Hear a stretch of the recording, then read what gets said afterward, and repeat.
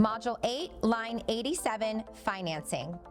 A, this is a cash transaction with no financing contingency. Okay, if it's cash, cash is king, it's great, but this does not mean that you cannot get financing still, correct? 100%. Okay. If it is selected, if 8A is selected, your buyer can go out and get a loan. Right. All it means is that there's no financing. Exactly. There's no financing contingency, so they don't have this extra layer of safety net that in the event financing falls through and they can't get the loan, their deposit's at risk. So a couple things to consider from an agent perspective when you're guiding your client.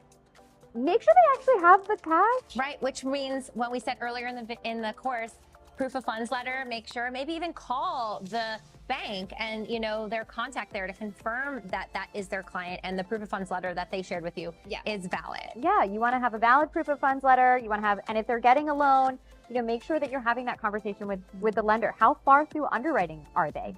Sometimes a lender has already underwritten a transaction or a particular client, and it's really just comes down to appraisal. Sometimes buyers get into multiple transactions, and it's just a matter of plug and playing the transaction, like the property. So let's just say you had a buyer that was under contract for a different property, and that one fell through for whatever reason, and now they're under contract here. It's the same price point. So long as the property appraises and the condition is good and all of that, the property related conditions are good, you're going to get the loan.